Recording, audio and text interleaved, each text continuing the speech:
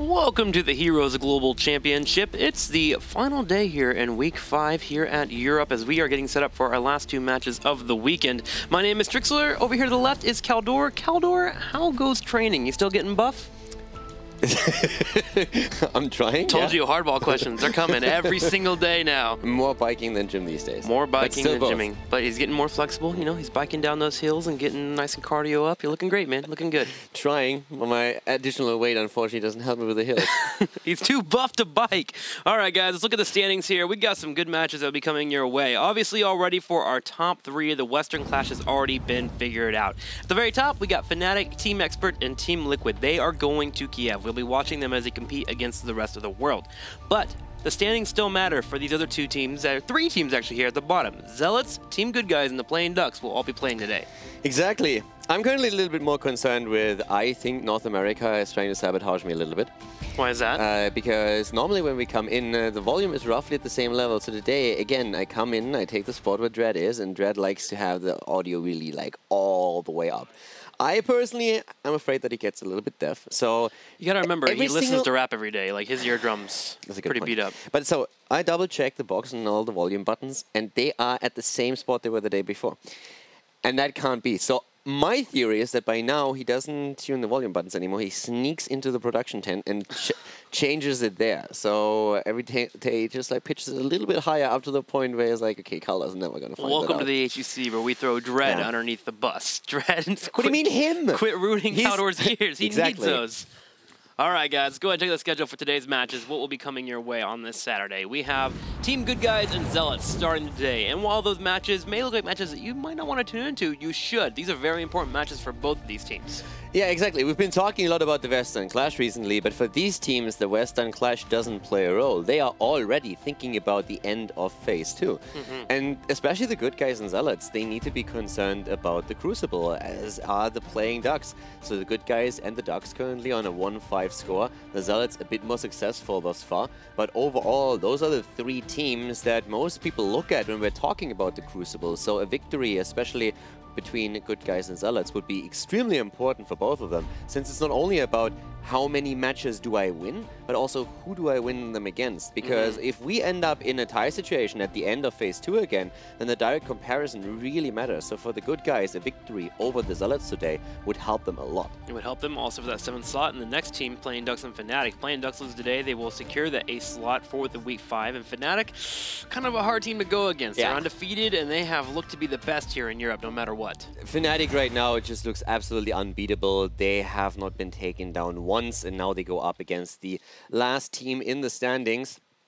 Not really a good position to be in for the Ducks, but then again, there's no pressure on them. If they win a map, that would be fantastic for them, so they're going to try their best today to make at least that happen. But Fnatic, of course, they need to make sure that they are not going into this and just think, okay, nothing's going to happen here. Actually, Quacknix in particular has been talking a lot about how he feels that the Ducks are, that he doesn't understand why are the Ducks actually on the last spot. That doesn't make any sense to him. He says, on paper, they look great. Yeah, you look at the roster, and there's great players right there. They should be much better than they are currently performing here in the league itself. So they're definitely someone you shouldn't underestimate, because if at some point that switch flips, they could take games. Well, let's go ahead and talk about our first match here. Team Good Guys and Zealots. They'll be facing off, and the players, they drop some knowledge bombs on you guys. Well, Zealots has been our open division rival, and now it seems like they're also going to be our rival in the HGC itself. Because looking at the standings, we have to get a win against Zealots in order to keep us on the 6th position in order to get away from Crucible. We take each match one at a time, and we try to not take the bad memories from our last ones to the next one. We see you guys spamming anti-W in the chat, and we're thankful for cheering for us, and we're trying to give our best performance possible for you guys. I think match against TDG would be pretty easy if we don't let them pick what they want. Mostly because I think on a good day we are able to take down Liquid, and on the worst day we are stagnant a bit, but I still think we are better. I think the key of the TGG is the right boss presence in the team.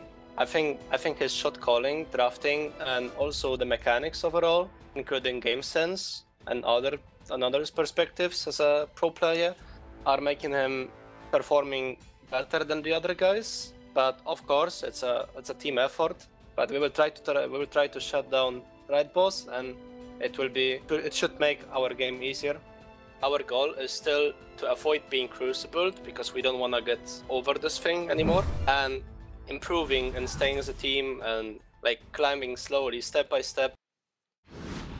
It must be really odd for these teams to come in through the Crucible, get into the HGC, and now 5 weeks in, they're having to worry about possibly going through it again just to stay in the actual tournament. I actually think that's what you would expect. They talked about it at the beginning of the phase that their first step is just make sure that you stay in HGC, that you don't drop out immediately, and that you find yourself somewhere in the middle. And from there on, you can actually see where you can get. I think TGG was a bit more positive at the beginning when they came into the league and said that they feel they can perform on a level where they might even reach the top 4th spot. But since then, things have not really gone their way. They started off strong, and then they just fell off pretty heavily. So now we have to find out if they can take down the Zealots, who they've beat in the past, especially when we're talking about the Open Division, of course, because that would be an important step towards not finding yourself in the Crucible fighting for your HGC spot. And the Zealots, as of late, they've been looking better and better. Mopsio in particular has been putting in the work, so we'll see if they can pull it off here. Game number 1 is going to be the Battleground. Let's figure out where we are going. It's going to be BOE for our teams. Do you remember this is a best-of-5 series? The first 2-3 will win. And the Good Guys, they want to take it to a team fight map. And talking about Mopsio, I talked with him a little bit about the performance they had last week, and I also talked with him about his Arthur's play. We were criticizing him a bit for the positioning on Arthur's, and I asked him if he had a different opinion or what the reason for that is.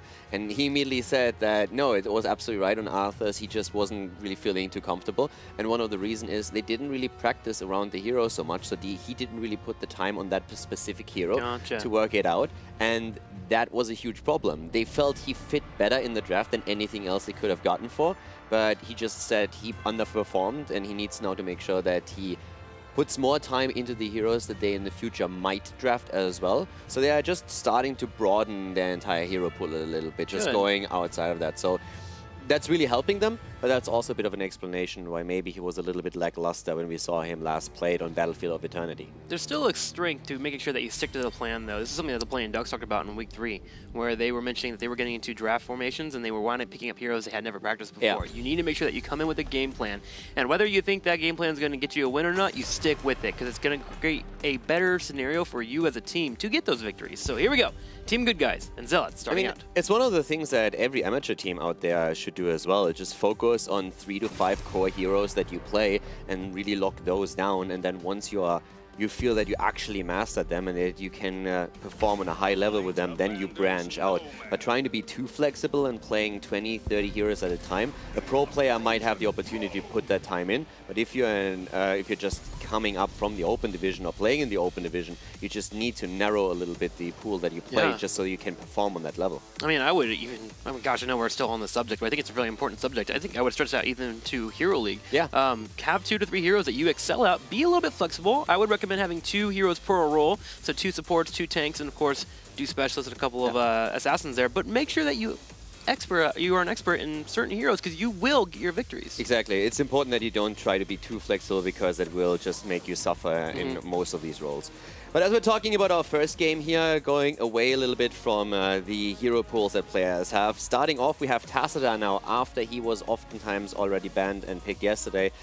In a really early ban position once again, so back to the good old days. Rhaegar also banned out early, so supports are targeted right away with this. And the Zealots banning Rhaegar since they were planning to pick Uther here. So they're already starting to push the good guys a little bit out of their comfort zone, Kronos as the healer in particular. Yeah, solid job by them. Zealots over here will pick up Genji and Haka. And I wanted to see more Poik, man. Poik was just doing phenomenal the last couple weeks, and I think it's something that Team Good Guys needs to make sure that they try to shut down, because if he is left unchecked, he will break apart teams. It's also interesting now, going away from Poik for a second, to just see what the good guys did in their first rotation. So they went for Greymane, which is fantastic for the map to put the extra pressure onto the Immortal, and Anubarak. So Anubarak, we are currently on the Stukov patch, has seen nerfs, but they actually still prioritize him on such a high level, whereas other teams have started to let Anubarak slide into lower positions and prioritize other heroes to simply because he cannot fill that solo tank position any longer. If you still want to run him as a solo tank, you either play him, or at least so far, with a double support, or you spec into different talents. We have seen the Carapace talents taken on 4 and 7 yesterday by Bad Benny playing for Expert when they had him in that situation. But in Uburak itself, the teams are currently trying to figure out, can we still play him in that role? But he seems to fall off in priority just a little bit. I am interested to see if he'll continue to be in that priority as we go to different battlegrounds. On this map in particular, Anubrak can be great because he can set up those stuns around the Immortal phases. He's great in those brawls. The bed of barbs by itself, great against the opponent's team when they have a couple of melees, and they already have Uther and Dahaka. So we'll keep an eye on that in Nubarak, while Malthael will be banned out. Malthael is a hero that Team Good Guys have gone into often, especially here on this map. So the ban has popped out, and we will get the Arthas and the Karazim here for the Good Guys. I could have seen an Oriole combo being played on the side of the Good Guys as well, but they go for Karazim, so they have a very melee-heavy setup already. And with Arthas, of course, Arthas and Anubarak, a very frontline-heavy setup, and that comes back to what we've been talking about. Anubarak now oftentimes played as the second tank, not finding himself in the main tank situation as often anymore. So Arthas just trying to complement that. And Zealots now have their last two picks. They still need a main tank themselves. We have seen Muradin played in the past, ETC from Wopsio, both heroes. He has been playing quite a bit, but there's also still Stitches around. Yeah, Stitches has been one of the main go-tos here for the Zealots. I think I would prefer to see the Muradin, just because of how strong he can be on this battleground, but also because there's some mobility on the opposing side. You got the Karazim, you got the Anubrak that can get out. Arthas, if he gets chipped in, he wouldn't mind that engage, he wouldn't mind moving in. And the Muradin, not too bad here. They do go into the ETC, though. ETC and Vala. So we have our two frontliners with Dahaka and ETC. ETC taking the main tank role. And Tyrande to follow it up. All right. Okay. Tyrande on Battlefield of Eternity, trying to get the extra pressure against the Immortal, having now 1.5 healer. You only give her a half? I give her a half. She's 0.5. Okay, well, Tyranna's here. This is the Tyranna that has been adjusted as well, so there is a little bit more damage, a little bit more flexibility in here. She can duel pretty awesomely. In fact, in Hero League right now, she is plagued, as she is picked often by a lot of players. A lot of one-tricks currently on the ladder. And if you get into those 1v1s, she can take on pretty much anyone. So we'll see how this Tyranna can do. And, of course, there's always that 100 mark floating around. Yeah, so this is pretty much what happened in the old days when you Tyranna was the first pick on this map. Yeah. So every single time you play in Battlefield, you would pick Tyranna just simply for the trades that you get extra pressure on an Immortal. So that was way back. But having her back in the game right now is interesting and puts also more pressure onto the front line. Yeah, Tyranna will be able to help out. The ETC too as well. If ETC ever goes in for a power slide, the 100 mark comes out. He's already a little bit on the squish side. I don't know, man. I actually kind of like it here for Team Good Guys. A bit more variety, showing some different drafts as well. I mean, the last couple weeks ago, we were criticizing them that they only had one draft. Last week, they changed it up. Didn't work out for them. But here in this first game against the Zealots, I don't mind seeing it. I don't even think it's a problem that they showed this one draft. I liked that draft and the way that they were just deviating away from it whenever a hero got banned out. What annoyed me more was that they didn't stick with it. Yeah. They basically don't lose if they get it, so why wouldn't you just try and stick with it? On Battlefield, I would say, okay, it makes a lot of sense to move away from it since it is a different map, but I would not mind if they would try and get that Illidan draft once again later on with the Lunara in the backline and the double support when we're heading onto a different battleground. But for now, I agree with you. I think Battlefield, the draft they have, is pretty strong, and the front line is what I'm watching out for, since I think ETC is going to be under a massive amount of pressure here. We'll see if Mopsio can handle that pressure. It's time for game number 1, as we'll be going to Battlefield of Eternity. Best of 5 series coming your way between the Good Guys and Zealots. Game number 1, ladies and gentlemen, the best of 5 series with the Good Guys going up against the Zealots. We have BKB currently rocking the front line here, of course, with Arthas, Raid Boss on Tyrande, Antihero on Nubarak, Xay on Greymane, and Kronos on Karazim. On the right side, in the red, it will be the Zealots, as Mopsio will be on the ETC, Zarmany on Dahaka, Shad playing Genji, Grandpa on Uther, and Poik playing Vala. It's going to be an interesting game here. The two teams, of course, all the way down at the bottom of the standings, and especially for the Good Guys, a victory would be extremely important. It's not only about netting yourself another match win, but also you want to get those wins against the teams that you are in direct competition with. And that is definitely the case when we're looking at the Good Guys and the Zealots.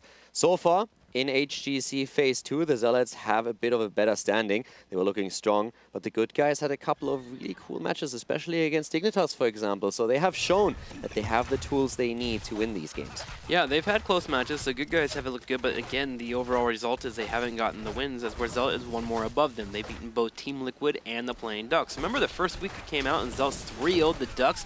We thought this new team coming in here would be destructive. Afterwards, they didn't really follow up as well, but their matchup against Team Liquid was pretty darn solid. So today, we could have a nice series on our hand. Yeah, it's one of the things that especially Raid Boss talked about in the past as well, just saying that they feel they have good early game presence, and then later on, oftentimes they make the wrong call and lose the game because of it. Right now, we already have an attempted stun setup here, but it actually goes awry as Antihero finds himself also a bit isolated. But I'm really liking this lockdown attempt, and now seeing Tyrande in HGC Europe for the first time will be interesting. With the Lunar Blaze as the level 1 talent here, so we're going to find out if they can get these stun setups, especially later on, when Greymane has the Cursed Bullet after level 10. It's going to be important to see if they can go for the stun chain and then blow a target away. Yeah, especially around the Immortal phase, being able to go in for that knockup, bring out the Lunar Flare. Remember, when 10 of these are hit, the Lunar Flare will not cost any mana, and then afterwards, with 20 of them, the range will be increased, so it'll be easier to hit those combos. Tyrande can be safer and keep an eye on that Genji on that backline by staying near Greymane. So we'll see how this works out for them as the Immortal phase does begin and the Zealots start to poke. It's a really powerful quest talent for sure, and once again, stun attempt, but Mopsio dodging it and barely getting out of the stun circle at the same time then. One of the things that we also have to watch out for with this is, of course, again, how Mopsio performs on ETC. Last time, he had pretty much a bigger impact here. BKB already a bit careful, has to be. Stun circle comes into play as we see Kronos locked down. He tries to escape here, has no one to dash to, and is the first death of the game. Kronos going down, Karazim eliminated, and BKB follows a second later. Zealots getting the kills there. That stun coupled with the Immortal was a little bit too much for the Good Guys to handle, and they'll lose 2 members because of it. And this allows Zealots to move forward. They left Mopsio on the backside to defend, and they grab an easy lead here on the Immortal phase as the halftime show will begin, and they hit level 4. Right now, the Good Guys definitely have to try and see what they can do here.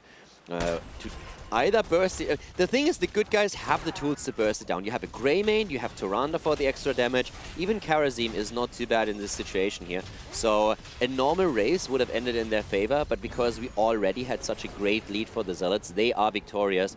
There's a 5,000 hit point shield maintaining on the objective. And let's find out how much the Zealots can get out of the first Immortal of the game. Yeah, I am kind of curious how much pressure they can put on their opponents here. If Mopsio can get an engage with someone that might overstep, it could be good for the Vala and, of course, Genji to go in for the kill, but I don't see them getting too much. Team Good Guys, while they do have bursts on the Immortal for the Immortal phase, it's also good here for the Immortal when it's pushing into you. Once we get into that melee range, when the shields go away, Greymane should do well at clearing this up. Celestial Attunement now being used on Tyrande here as a level 4 talent. You have the bot lane push, as at the top lane it's still a 1 versus 1 with Dehaka and Arthas. And the Zealots, they breach the wall. They easily make it through. And now, of course, they still aim for the 4 tier. And so far, it's looking good. Mopsio goes in deep. The stun comes out, but the death of Antihero as Mopsio is falling suit. So it's a 1-for-1 trade. But during all of this, the Immortal has done a solid amount of work against the fort. Yeah, it's gotten a low. Lunar Flare's coming out, though. Grandpa's low in health. Corona's going forward for the damage too, but Shad answers back, and Shad is looking for maybe another one here as he gets more damage on top of the members, and Team Good Guys are now down to 4-1 in kills. And Uther survived. Uther survived all of this. So that just adds insult to injury here, since it looked for a moment as if Uther would fall, and then the situation would have been much better for the Good Guys here. They might have even been able to net another kill against Genji. But as it happens, we are seeing the Zealots starting to pull ahead a bit with an early level 7 talent. Nothing too crazy yet, so we will still see both of the teams fight around the same talent when the next Immortal arrives on the map. But this is still a bit of a setback for the Good Guys early on map number 1. Yeah, having that 7 for Zealots is also really great too. The level 7 talent for Genji, the dodge coming online, and of course the double arrow from the Vault from Vala. This is where you get those power spikes. You're able to really do a solid amount of job of harassing with Genji, but Vala also starts to shred that Immortal even more faster if they get to spots where they get fights again. Ante is coming in here. Ante wants to start a fight around the area. Will he force it in? There goes one Hungry Arrow. There's a second. Ante's low on health, and Ante is dead. Yeah, Ante is dead, and he actually misclicked there a bit. He would try to burrow out, and he just stopped it too early, so he's falling now. And he's actually having a pretty rough time right now. Yeah. It's not only here today, but in the past few weeks, he has been a priority target for the opponent's team and has one of the highest death counts that we have in HGC. And this is just adding up once again. So right now, the good guys on the back foot, with the Immortals spawning again. It's going to be a 5 versus 5, but at some point now, the good guys have to make a move if they don't want to lose traction of the game, since the Zealots are finding themselves in a very comfortable spot. Well, Nubrak has spawned, and he is back, so Anti's going to go ahead and move to the top here on the Immortal, but the Zealots are already ahead as they keep breaking down. Greymane has yet to even touch an Immortal. In fact, he's rotating over to the middle. And Zealots with this nice lead will set up a nice concave. They have Dahak on the left and ETC on the top. If good guys ever overstep on the right side in this corridor, you're going to see Mopsio going for the engage. Yeah, already stun into stun attempt, and they get the lockdown against Mopsio, but no follow-up yet. We have the race starting, and so far the good guys are doing pretty well. They are now actually in the better position when it comes to the Immortal. Sorry. Zealots are in a little bit of a better spot, but overall the good guys are doing much better than the last one. Question is, can they race it down fast enough or take the fight here? Stun's already coming out once again. BKB is moving in, but Anubarak is a bit too deep, and the Immortal stun once more delivering as Anubarak falls again. On here, and Shaz and Mieto come in and keep harassment. It's a 5v4. A big High Blast connects, but Kronaz may fall victim. Yes, he does. Mopsio goes in. Zay also on the right side. He's going to get picked up, and it looks like the good guys are just slightly off in communication. Yeah. It looked like they were escaping, but Anti went in for an engage afterwards, and everyone on the rest of the team were like, oh, we should move in. Exactly. I wouldn't even say it's slight miscommunication. I think there's a massive gap in communication at this point, because this is not the first time that we see this. So the main tank Arthas is not engaging together with Anubarak, and that is a massive problem. So there is just something happening here where apparently half the team says, let's go in and engage, let's take the fight here, and the rest disengages. All of a sudden you have an isolated Anubarak twice. Maybe Anti a bit too trigger happy with how he wants to force these fights, but whatever the reason is, they always find themselves with an isolated Anubarak, whereas Arthas is not committing to the fight. So they need to be on one page for future battles, or they will just completely fall flat here. And the first game is not looking good, with now a level 10 ability being available to Zealots as they push with the second Immortal of the game. They might be flattened here already. The force being taken out, the keep wall is the next target. This Immortal is still pretty healthy, a little over 3/4 of health. Shad still has Dragon Blade available with the Divine Shield, and Dahak is even coming up. The Zealots, they want more, and they're pushing. Yeah, they're pushing hard at this point, and they have every reason to. The stuns come out from Tyrande, helping her with the quest talent, but overall, this is just a rough spot to be in. Arthas is pushing the bot lane since he's hoping to get enough experience for his team so that they can reach level 10. The poke still continues, and Mopsio is of course looking for an opportunity here. They see it, and there it is immediately. The mosh pit and the kill. Dragon Blade is out, Greymane is dead, and this could be keep if they commit to it. The good guys having a hard time on this defense, and it is going to be the keep. They do come in with level 10. Kronaz drops down the 7-sided strike. However, Zealot will go ahead and sidestep and just walk away from the engage. And Arthas, he's on the way for the rotation, but it's too little, too late. This is a really rough start into the series, and at this point there's just a massive disconnect between the players that we're seeing, and you can really pinpoint it in the fights. The last battle in the death that we saw on Greymane, that was not a massive problem. It was just a result of the level 10 being available, the Immortal pushing. You have to try and defend your keep. That wasn't really of any big consequence. But the lead that this results in, it's a 2-level lead that we're talking about. And look how aggressive the good guys are. They want to fight this on level 10 abilities. They don't want to end up in a situation where they are talent down. Divine Shield being used as the lockdown starts. Anubarak moves out, this time alive, at least for now. Cocoon being used. And we have BKB also at the front, shielding the rest of the team. But they don't get the kill against Uther. A lot of cooldowns, on the other hand, committed by the Zealots. Yeah, a lot of heroics used by both teams. Shadowsuck, though, low cooldown, will be able to come back as well as that Cursed Bullet. So in terms of trade-offs, Team Good Guys should be okay. The only thing that kind of hurts them there is they had to use Cocoon just to get away from the fight. If they could have that, they can go in for a re-engage and set up. But that fight was definitely the good guys just trying to say, hey, let's force something while they don't have level 13. Because now it's still the 2-level lead, so you can't easily make up for it. And your opponent has that advantage. Again, the isolation and a heavy invade here. 7-sided being used. Raid boss attacked, trying to move away. Dragon Blade is out, but Shat is low. He might fall, and indeed he does. But Anubarak is also down. A 4 versus 4 as ETC slides in. He has no mosh pit available, but Raid boss is already low, and so is BKB.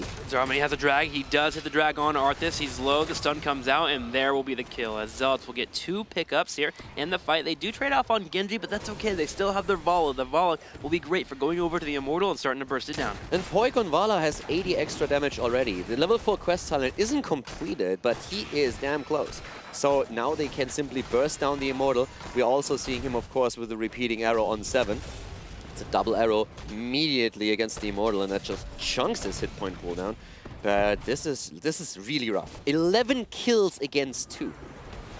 Team Good Guys still have a chance here. They are down a talent. If they can play around their Immortal, maybe Zealots will overstep and they can get a fight. They do have to watch out, though, in the top lane. Catapult pressure, as well as the Knights are starting to get a great amount of pressure onto that core, and we'll start breaking through the shields relatively soon. So Team Good Guys, they're on a clock here. Yeah, they're definitely on the clock, and they're also in a really awkward spot on top of that.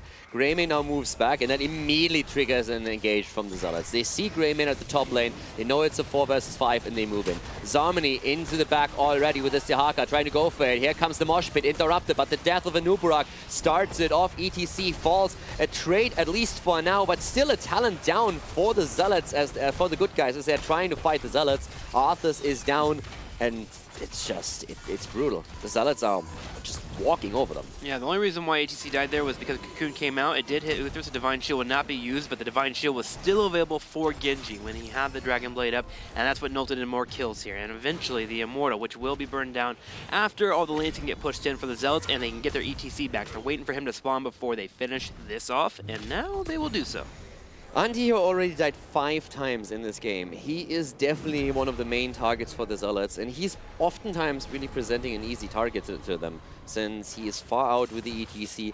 He's the one who tries to get the engage here most of the time. He is a Nubrak still, so you want him to go in deep and then the rest of the team to follow, but the fights just don't work out the way they plan to. So once again, an attempt to get a stun combo, and it's time they do, but still, the Haka survives. Raid Boss is low, Shad wants the kill, doesn't get it immediately. Cocoon already used in the backline. Mopsio is low, they might get him. He's down, but Raid Boss is about to fall, and if Genji spots him, he will die. Kronos stunned and dead. Karazim annihilated, and now it's just the Genji show as they are trying to hunt down the rest of the team. Yeah, no healers being here. BKB's gonna need to get out. He will have to coil for his heal. He does hit the Howling Blast on Vala, but Shad goes in for the kill, going for the body block. Can he keep him out?